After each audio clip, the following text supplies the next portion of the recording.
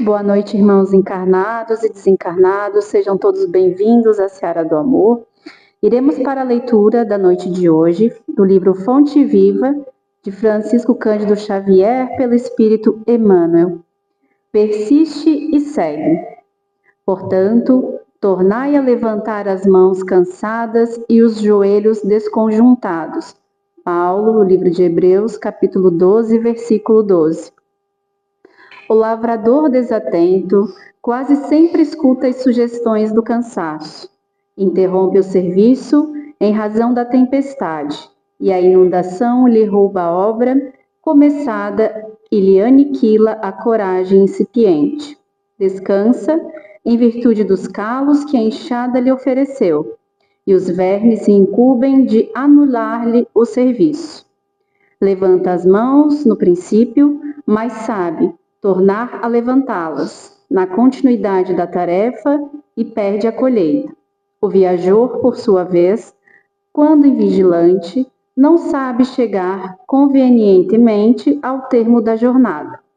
Queixa-se da canícula e adormece na penumbra de ilusórios abrigos, onde inesperados perigos o surpreendem.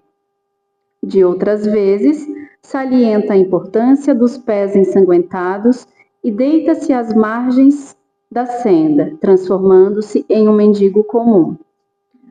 Usa os joelhos sadios, não se dispondo, todavia, a mobilizá-los quando desconjuntados e feridos, e perde a alegria de alcançar a meta na ocasião prevista. Assim, acontece conosco na jornada espiritual. A luta é o meio, o aprimoramento é o fim, a desilusão amarga, a dificuldade complica, a ingratidão dói, a maldade fere. Todavia, se abandonarmos o campo do coração, por não sabermos levantar as mãos de novo, no esforço persistente, os vermes do desânimo proliferarão, precípites no centro de nossas mais caras esperanças. E se não quisermos marchar de joelhos desconjuntados, é possível sejamos retidos pela sombra de falsos refúgios durante séculos consecutivos. Que a paz de Deus e de Jesus esteja com todos. Prepararmos para mais um esclarecimento da nossa doutrina. Do livro Ceifa de Luz, de Chico Xavier, pelo Espírito Emmanuel, item 54. Na cultura da paz. Na cultura da paz, saibamos sempre respeitar as opiniões alheias, como desejamos seja mantido o respeito dos outros para com as nossas. Colocar-nos na posição dos companheiros em dificuldades, a fim de que lhes saibamos ser úteis. Calar referências impróprias ou destrutivas. Reconhecer que as nossas dores e provações não são diferentes daqueles que visitam o coração do próximo. Consagrar-nos ao cumprimento das próprias obrigações. Fazer de cada ocasião a melhor oportunidade de cooperar em benefício dos semelhantes.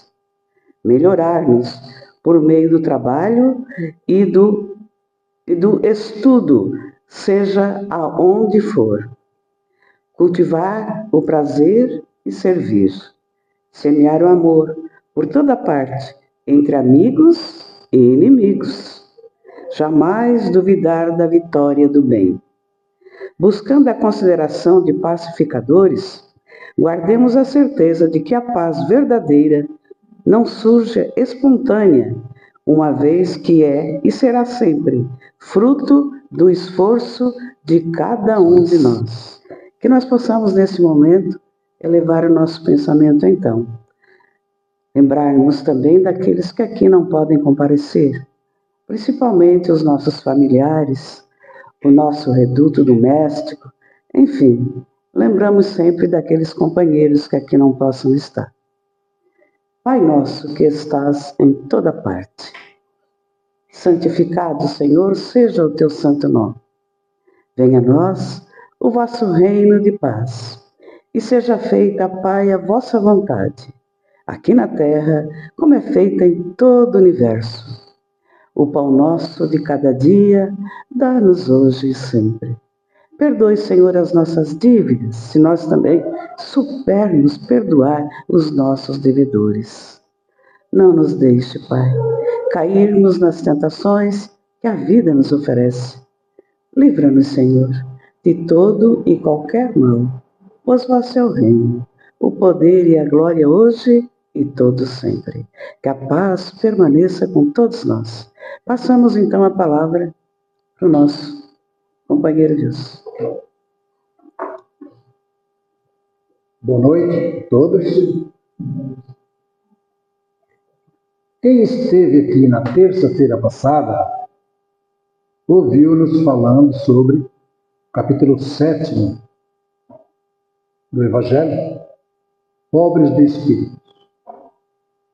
E nós naquela época falávamos que aqui é um trabalho sobre as bem-aventuranças, do capítulo 5 ao capítulo 10 do Evangelho segundo o Espiritismo. Bem-aventuranças nada mais são do que a fala de Jesus no Sermão da Montanha. E de uma importância tal, como falamos na terça-feira, que os estudiosos não cansam de falar que é a parte mais, não que as outras não sejam, mas que é a parte mais importante do Evangelho. E Mahatma Gandhi, uma vez, corroborando com o que dizem esses historiadores, falou que se houvéssemos perdido toda a fala de Jesus e se salvasse apenas o Sermão da Montanha, nada se teria perdido. Tal a importância do ensinamento desses 6 capítulos das bem-aventuranças. Então, nós vamos conversar hoje sobre o primeiro item das bem-aventuranças, que é o capítulo 5. Justiça das aflições. O título do capítulo é Bem-aventurados os aflitos. E o item é o item 1, 2 e 3, que é a justiça das aflições. Muitas vezes nós temos dificuldade de aceitar essa justiça das aflições. Ah, mas eu nasci miserável, paupérrimo. E eu tenho um vizinho que tem tudo de mão beijada, abastado. Fazer o quê? Nós aprendemos com o Espiritismo e nós nascemos de acordo com aquilo que nós merecemos para a nossa evolução, para o nosso progresso. Talvez alguém que nasça hoje na miserabilidade já tenha nascido como abastado e não soube empregar aquilo que teve na mão. Então agora vem para aprender o outro lado. Para aprender o porquê a gente tem que fazer bom uso daquilo que a gente recebe, seja muito, seja pouco. Às vezes, uma própria doença na família, ela nos leva a fazer cenas diferentes daquilo que nós temos que entender como justiça das aflições. Colocando culpa em quem está ao nosso redor, nossos familiares, nossos amigos, nossos companheiros, e às vezes culpando até a Deus.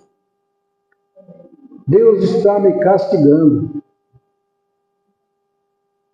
Será que nós temos que pensar dessa maneira? Será que Deus castigaria alguém? Será que um pai castigaria seus filhos dessa forma? Até podemos imaginar que no mundo material possa existir um pai desse tipo, mas um pai no mundo espiritual, como Deus, a causa primeira de todas as coisas, a perfeição em tudo, a bondade, Nós não podemos pensar nisso. É Deus que castigou. Não é. Não é. E quando nós nos aprofundamos, principalmente, pode ser que eu esteja puxando a sardinha para minha lata, mas fazer o quê? Principalmente quando buscamos esse conhecimento dentro da doutrina espírita, nós vamos saber que tudo que nos acontece é o efeito de uma causa que nós cometemos. É o famoso plantio, que é livre, e a colheita, que é obrigatória. Tudo no mundo, tudo no universo é uma escolha. E nós estamos passando por isso justamente pela necessidade de aprendermos a escolher o bem para podermos continuar o nosso progresso. Cada vez que vamos fazer uma escolha e fizemos errada, nós vamos ter lá na frente o efeito daquela escolha errada. Isso está nas leis divinas. Lei de causa e efeito. Tem até um livro de André Luiz, que o título é esse, Causa e Efeito. Muito bom para se ler e para se compreender essas leis. Mas é difícil. É difícil porque nós estamos num mundo de expiações e provas, que é um mundo muito material. Emmanuel fala no livro Consolador que é um dos mundos mais materiais que existe no universo. E o que a materialidade faz conosco? Nós precisamos dela. Veja bem, nós precisamos dela. Nós precisamos de dinheiro, nós precisamos ter uma casa para morar. Muitos não têm ainda, mas nós precisamos, é necessidade. Nós precisamos de roupa para vestir. Muitos trabalham com o carro, precisam do carro para trabalhar. Naturalmente que nem todos têm só aquele necessário. Tem pessoas, tem criaturas que têm a mais, que trazem a mais, que trazem em excesso. Experiência que também não é das mais leves, né? das melhores. Porque aquele que tem muito, ele é convidado quase que diariamente a olhar para a sua vaidade, para a sua prepotência, para o seu egoísmo, para o seu orgulho. Porque quem muito tem, acha que aquele monte que ele tem de bem material faz com que ele seja melhor do que os outros.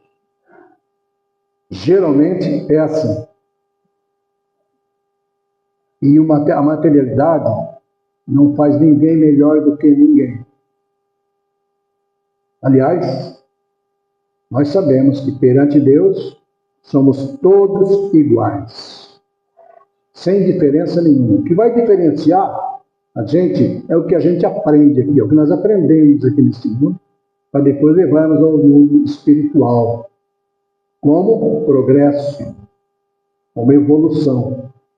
Para quando retornarmos novamente aqui, e não tenhamos dúvidas que nós vamos retornar, porque ninguém vai ao mundo puro diretamente, sem passar por essas perrengas que existem aqui neste mundo. Todos nós vamos retornar e passar por isso novamente, até que a gente aprenda. As leis universais são assim. A gente não cumpre elas. E elas nos encontram a cada instante dizendo: ei, aqui faltou alguma coisa. Não aprendesse ainda. Vamos retomar. Vamos retomar. E é por isso que, às vezes, de tanto levar esses calços, né, esses tropeços, a gente não acredita que fomos nós que nos levamos, que nos encaminhamos para tudo isso. Nós acreditamos que isso é um castigo divino. Ilusão. Pura ilusão. Porque aquele que acredita no Criador, sinceramente, com convicção, ele sabe que o Criador não faria isso com nenhum de nós. Aliás, são oportunidades que Ele nos dá de estarmos aqui para aprendermos, para reaprendermos. A reencarnação é uma oportunidade dessa, que nós recebemos para reaprendermos o que temos que aprender. Difícil? Muito difícil. O mundo material dificulta cada vez mais para nós o aprendizado espiritual. Mas o que aprendemos em materialidade vai ficar por aqui. Nós temos que ter certeza de que as nossas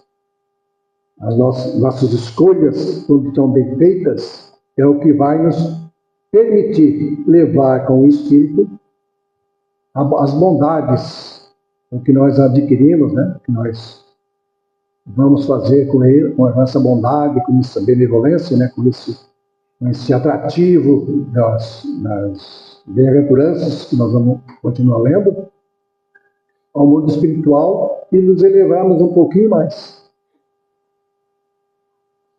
Se não entendermos dessa forma, nós vamos nadar e não vamos sair daqui. Vamos ficar aqui. Aprendendo e aprendendo.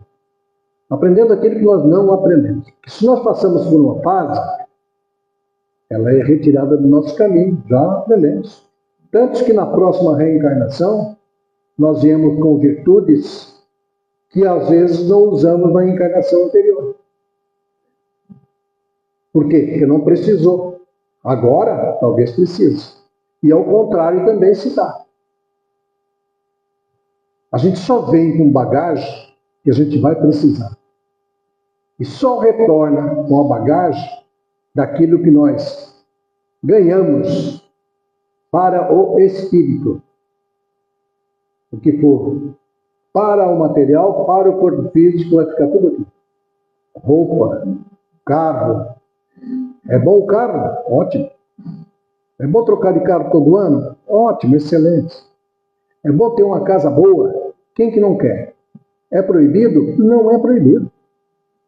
É bom ter dinheiro para sair de vez em quando, dar um passeio? Ótimo. E também não é proibido. É bom ter fortuna? Muito bom. E não é proibido também. Proibido é depois do uso que a gente vai fazer. Ah, eu tenho fortuna. Agora eu vou ver como eu vou aplicar essa fortuna. Ah, eu vou colocar lá na aplicação, no banco, e deixar cada vez crescer mais essa fortuna. Ou eu vou empreender, criar algumas empresas e dar emprego para aqueles que têm necessidade de trabalho e para ter um salário. Qual é a melhor aplicação da fortuna? Nós temos que saber. Eu já contei aqui, mas nós conhecemos famílias que a fortuna deles era tão grande que a gente costumava brincar e dizer: a quinta geração deles ainda não gastou metade do que eles têm hoje. E para desmentir o que a gente dizia, a primeira geração acabou com tudo. A primeira geração acabou com tudo. E tem, lá na cidade em que nós nascemos, ainda tem lá os filhos desse senhor que deu um emprego para muita gente. Estão lá os filhos dele, a maioria, hoje vivendo uma vida medíocre, porque gastaram em orgias, em boemia, em futilidades, aquilo que o pai ganhou. Não é difícil a gente ver isso, né? Não é muito difícil num mundo como este. Não é muito difícil. Cada um tem a sua história e cada um passou por vilas, cidades, que tinha alguém que a gente falou isso, não vai gastar nunca o dinheiro que tem, mas gasta. Material, não tem durabilidade eterna. O que é eterno é que a gente angaria para o coração, para a nossa mente, para fazer o bem ao nosso próximo. Porque é para isso que nós estamos aqui. É para isso que nós estamos aqui. É para aprender os 2 maiores mandamentos que nós aprendemos aqui. Amar a Deus sobre todas as coisas e ao próximo como a si mesmo. Se nós aprendermos isso, acabou. Mas para que possamos aprender isso, nós temos que entender o que é amar a Deus e amar ao próximo. Nós precisamos compreender isso. E cada vez que a gente for fazer uma escolha, a gente pense no próximo. Será que se eu fizer dessa forma, vai ser bom para mim e para quem está ali na minha frente, do meu lado? Ou será que se eu fizer dessa forma, eu vou prejudicar quem está comigo? É isso que nós temos que pensar. Se eu for prejudicar, naturalmente que eu não devo fazer. Mas tem muita gente que ainda sabe que vai prejudicar e faz. Não, eu vou fazer, eu quero derrubar. Quero derrubar essa criatura. É assim que o nosso mundo ainda é. É assim que nós herdamos a mentalização de vivência e convivência neste mundo. A nossa família é tida como a primeira escola, a primeira sala de aula, aliás, desse nosso mundo escola. Mas nem sempre ela nos ensina. Porque nós não entramos com a intenção de aprender. Nós entramos com a intenção de ensinar. Sendo que muitas vezes nós recebemos alguém, como filho, por exemplo, numa família, que tem experiências muito maiores do que a nossa. São espíritos muito mais antigos do que o espírito dos pais. Mas nós não acreditamos nisso. Nós achamos que porque recebemos filho hoje, eu nasci antes. Então, eu sou mais velho, inclusive, em espiritualidade. Nesse caso, eu sei mais do que ele vai ter que me atender, vai ter que me engolir, como dizia Zangado. Nós temos que pensar nas nossas condições e o porquê nós estamos aqui para entendermos essa justiça das aflições e tudo o que nos acontece. Deus não é justo porque me deu um filho rebelde. Cada espírito traz a sua bagagem. E quando nós temos um filho rebelde, a gente deveria agradecer a Deus por ter sido permitido que viesse no nosso meio alguém rebelde para que nós pudéssemos considerar o fato de que podemos dar alguma coisa a mais para ele, auxiliá-lo no que ele está fazendo aqui. Mas nós pensamos ao contrário. Ele veio para me machucar, para não me compreender, para me bater, para querer me jogar no lixo. É isso que ele veio para cá. Não é nada disso. Nós temos que entender aí a reencarnação de uma outra forma, se a gente quiser voar mais alto. Senão nós vamos ficar batendo sempre na mesma tecla. Vai, volta. Vai e volta. O planeta de provas e expiações nós estamos se transformando. Mas tem outros planetas de provas e expiações. E aí, se esse planeta que nós estamos hoje transformou-se, passou a ser um mundo de regeneração, é isso? Quase que não ouvia falar. Quase que não ouvia falar. Olha isso. Sim, então nós temos que ver se nós vamos caber nesse mundo de regeneração. Senão, nós vamos retornar a um outro mundo, não esse, mas a um outro mundo que tem as mesmas condições que esse nos oferece hoje. de expiações e provas, para continuar o aprendizado, para continuar recebendo e tendo o benefício do livre-arbítrio, da livre escolha, para escolher certo dessa vez. Tomara que a gente acerte. Tomara que a gente acerte a escolha. Porque se continuar escolhendo errado, nós ainda continuaremos entrando nessa mesma casa do Pai, morada. E existem muitas. Aí, por isso que nós estamos conversando, nós vamos pensar um pouquinho e ver o quão distante nós estamos de um mundo melhor. Não precisa ser um mundo puro, o último lá da condição que Kardec nos trouxe. Mas o quanto nós estamos ainda longe de habitar um mundo feliz aqui, daqui a pouco. Nós estamos longe disso.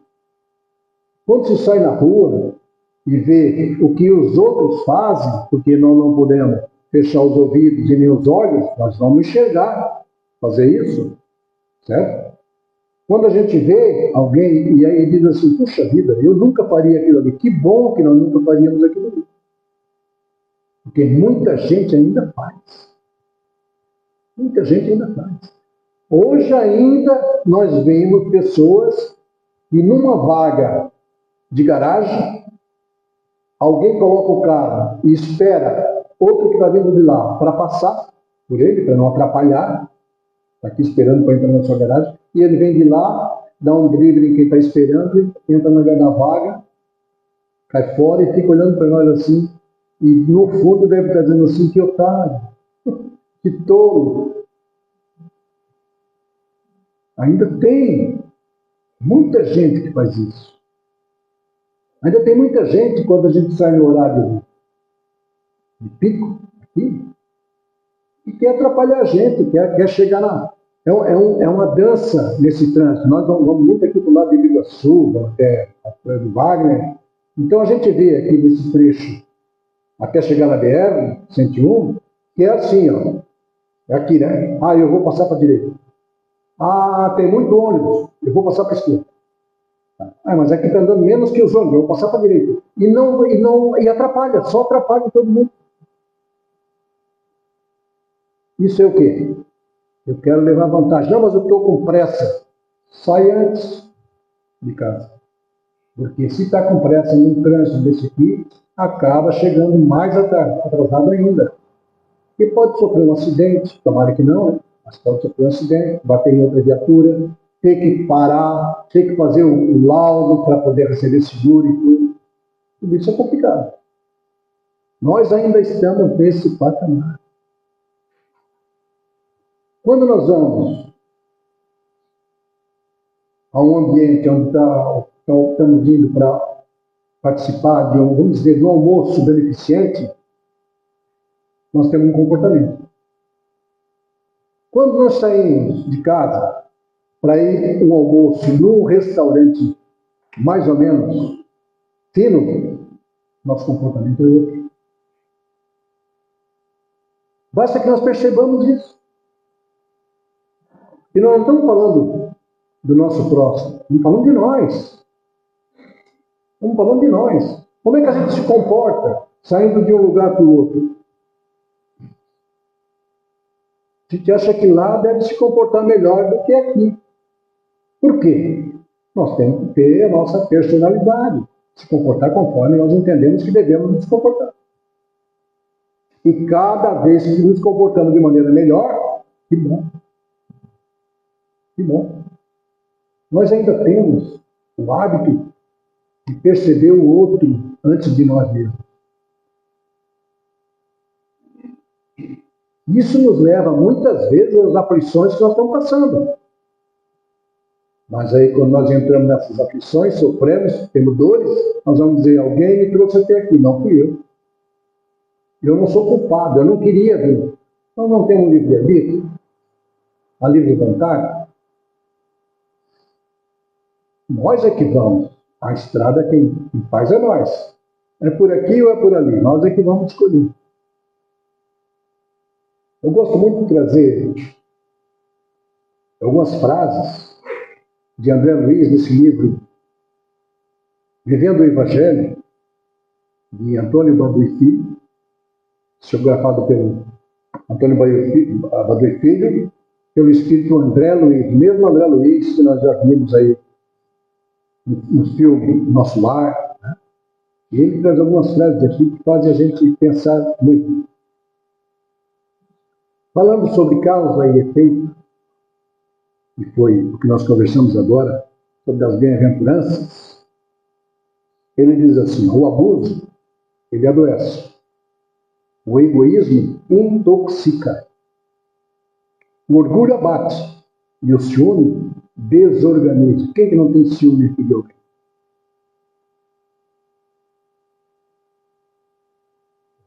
Todo mundo pensando, acho que ninguém tem ciúme de ninguém. A inveja destrói. Outra coisa, inveja. Quem não tem inveja de alguém? Quem não olha para o lado e diz, eu queria ser como? Quem nunca fez isso?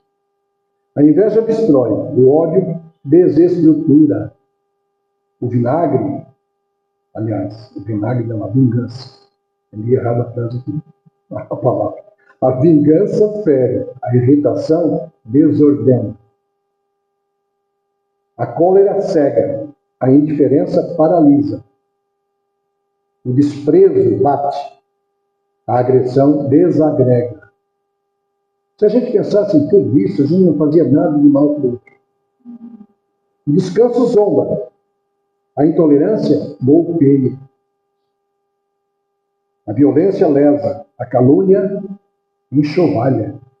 A intriga ofende, o desvario embrutece. A fraude ataca, a mentira desacredita. Tanto que aquele que tem confiança em alguém e recebe uma mentira daquele alguém, a confiança nunca mais retorna. Nunca mais. A avareza isola, o abandono prejudica. A injúria trama, a hipocrisia dissimula.